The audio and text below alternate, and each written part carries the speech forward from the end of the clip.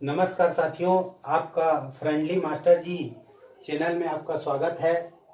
आज के वीडियो में हम भारतीय गणना प्रणाली संख्याओं पर चर्चा करेंगे, जिसमें दार्शनिक प्रणाली में 0 से लेकर 9 तक 0, 1, 2, 3, 4, 5, 6, 7, 8, 9 इन 10 अंकों के माध्यम से संख्याओं का निर्माण किया जाता है। इन्हीं संख्याओं पर आज चर्चा करेंगे। संख्याओं से विशेषकर नवोदय विद्यालय में अधिक प्रश्न पूछे जाते हैं, जो एक वीडियो में कर पाना संभव नहीं है। इसके लिए हम जितनी भी आवश्यकता होगी 2-4 वीडियो बनाएंगे, जिसके लिए आप लगातार चैनल को शेयर, सब्सक्राइब एवं लाइक करें। चलिए हम लोग चर्चा करते हैं। संख्याएं, नंबर।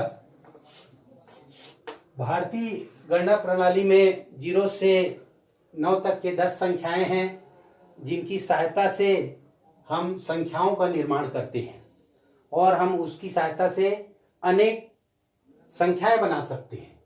प्राकृतिक संख्याएं, जिसको नेचुरल नंबर कहा जाता है, इन संख्याओं में 1, 2, 3, 4 जो वस्तुओं के गिनने के काम आती है।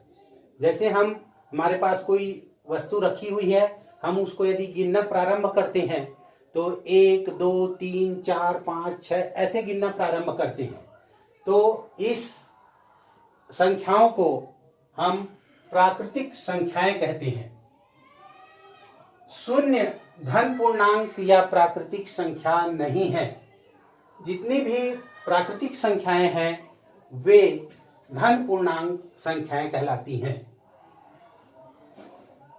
इसी प्राकृतिक संख्या में हम यदि 0 को शामिल कर देते हैं तो पूर्ण संख्याएं बन जाती हैं, जिसे हम होल नंबर के नाम से भी जानते हैं। शून्य सहित सभी प्राकृतिक संख्याएं पूर्ण संख्याएं हैं, जैसे 0, 1, 2, 3, 4, 5 इस प्रकार अनंत तक की सभी संख्याएं पूर्ण संख्याएं कहलाती हैं।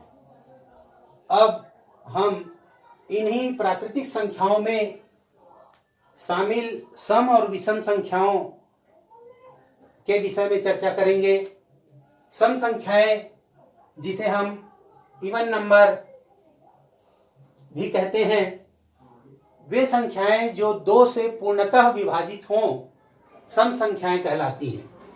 2 से पूर्णतः विभाजित होने वाली संख्याएं 2, 4, 6, 8, 10 इस प्रकार जो है हम आगे भी संख्याएं अनंत तक जान सकते हैं।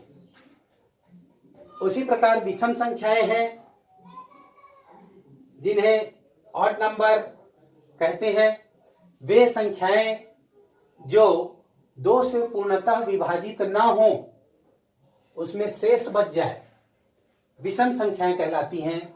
जैसे 1, 3, 5, 7, 9, 11 इस प्रकार हम आगे बढ़ते जाएंगे और ये विषम संख्याएं कहलाती हैं। उसी प्रकार इन संख्याओं में भाज्य संख्याएं हैं। भाज्य संख्याएं, जिन्हें हम कंपोजिट नंबर भी कहते हैं, वे संख्याएं जो एक और स्वयं का छोड़कर का अर्थ है, जैसे मान लीजिए संख्या 6 है तो 1 का मतलब हुआ 1 से, और स्वयं मतलब यदि हम संख्या 6 है तो 6 से है।